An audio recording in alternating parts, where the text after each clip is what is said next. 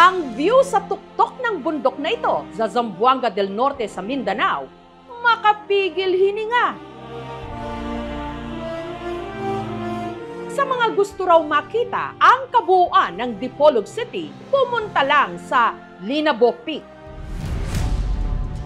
Pero halos lumabo na raw ang paningin ng mga nagtatangkang umakyat dito. Bago kasi marating ang viewing deck, kailangan munang bagtasin ang hagdang ito na may humigit kumulang 3,000 steps at habang 2 kilometers.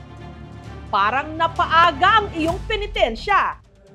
Akma na may Stations of the Cross ang kahabaan ng hagdan. Maski anong oras ka nang mag-hike dito, para malamig kasi maraming kahoy. Pag na-reach na po yung summit, makikita mo ang Dipolog. Maganda mag-jogging dito kasi malamig yung hangin, maganda yung tanawin. Pero bukod sa viewing deck, sa tuktok ng bundok, may isang munting komunidad. Tahanan ng halos 100 mga residente ng mga tiga-barangay Lugdungan. Mayroon tayong 32 household doon. Mayroon silang garden doon, sir. Yung mga gulay at saka yung kopra. Ang mga tiga-barangay Lugdungan, batak! Ang tanging daan kasi para maglabas-masok sa kanilang barangay, ang mag-akyat baba sa napakahaba nilang hagdan. Pagbaba, halos 1 oras din kasi nakakangalay sa paa pagka bumaba. Kaya ang diskarte ng ilan para mapabilis ang pagbaba sa bundok, mag-slide o magpadausdos sa handrail ng hagdan.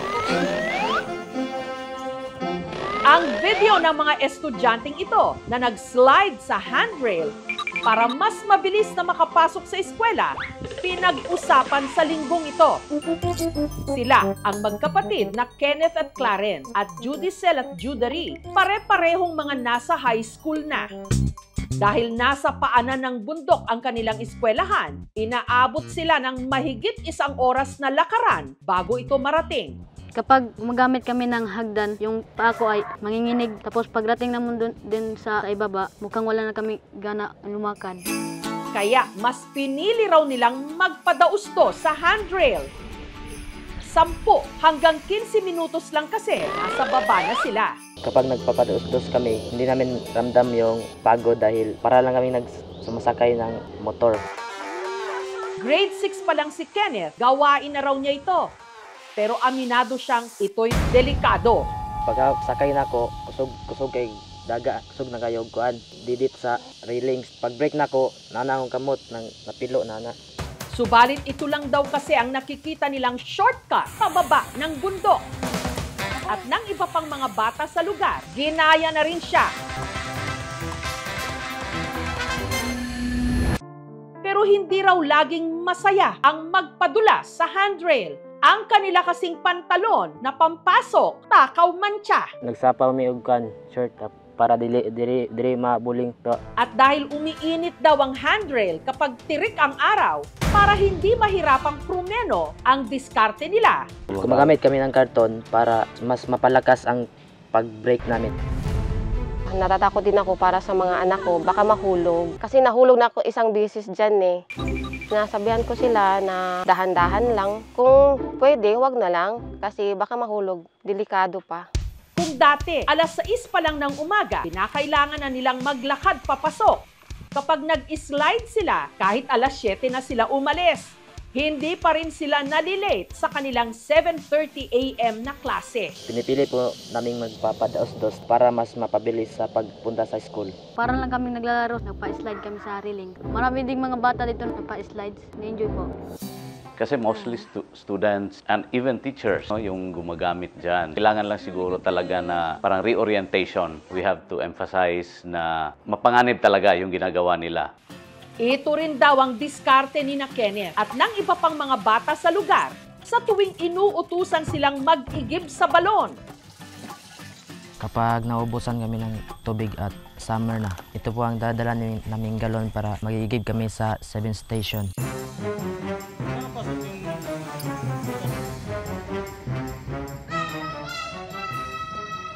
Sa totoo lang daw, hindi na bago ang pagpapadausdos sa handrails ng mga residente. Dekada-dekada na kasi nila itong ginagawa.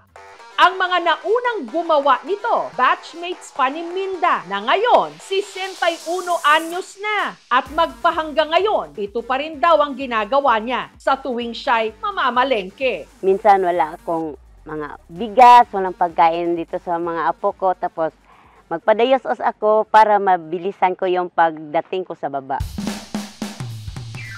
Medyo may enjoy ka rin, parang mahangin, parang naglalaro ka lang, gano'n. Feeling ko, parang bata pa rin ako. Ito ang lagyan ko ng binili ko sa Bisaya Bukag. Ito, mga listahan ko po sa bibilhin ko. Yung net na ito ang gagamitin ko pag sumakay ako sa railing para mabilis ako.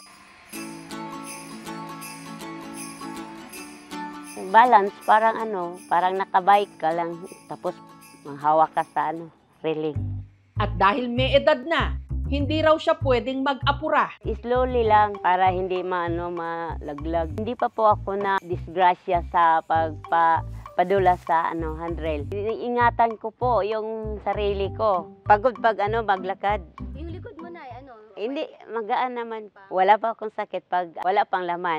Mabilis at suwabe man ang biyahe pababa.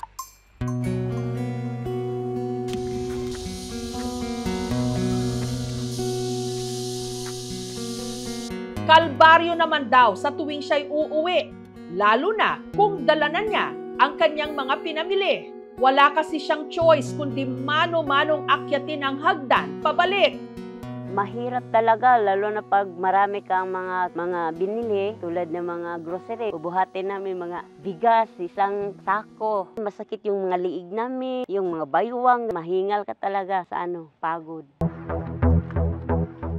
Marami naman nagrenta ma'am kasi yung pag-akyat mabigat yung dala nila. Kadalasan yung kinakarga nila ng kabayo. Nasa mga 100 to 150. Sa sobrang dalahin, bibigay sila ng 500. Hirap daw talaga silang mag-akyat panaog sa hagdan, lalo na kapag may emergency. Gaya na lang ng sinapit ng anak ni Minda na si Marie Chris na inabutan ng panganganak sa gitna ng hagdan. Sabi ko sa mama ko, "Ma, parang di na talaga makaya. Mananganak na ako." Sabi niya, "Para ka bang ilagay sa duyan para na lang sa balikat, sa bayanihan." Kung hindi, maglalakad lang ako kasi kaya ko pa naman. Pagdating ko po sa first station, doon ko na po naramdaman na nakalabas na po talaga. Na-rescue ako doon mga 1 oras. Ito pala si Rachel May. Siya po ay 2 taon na po ngayon. Kakayanin namin kasi wala naman kaming choice. Wala naman kaming ibang uwian. Dito naman ang bahay ko. Ang lokal na pamahalaan ng Dipolog, matagal na raw alam ang araw-araw na pinagdadaanan ng mga tiga-barangay Lugdungan. We have always tried to discourage them na gawin yan, practice na yan kasi parang hazard, no? Baka may maaksidente sa kanila. But pag ganon, nalaglag dyan, o nabukulan, o nasugatan, napilasan silang ganon. Sabi ko lang po sa kanila, wag na lang po nilang gayahin para iwas disgrasya na lang. Ang plano ko, lagyan ng mga stopper yung railings. Walang hindi na sila maka-slide. Lulungkot pa ko kapag ipinagbabawal. Dahil wala na kaming mas mabilis na paraan para papunta sa school. Ang hiling po namin sana na magkaroon po ng kalsada po para hindi na po mahirapan ang mga anak namin. May proposal na dyan, may gagawing road patungo dyan, passable by vehicles. Kailangan siguro dyan yung provincial government ang mag-initiate ng project kasi we have to pass through another municipality that's still on the proposal stage. Sa bawat pagpapadulas, parang laro lang ang napakatarik na hagdan. Pero sa dulo ng riles na bakal, nananabik silang maranasan ang mas ligtas at maginhawa sanang daan paalis at pabalik sa kanilang mga tahanan.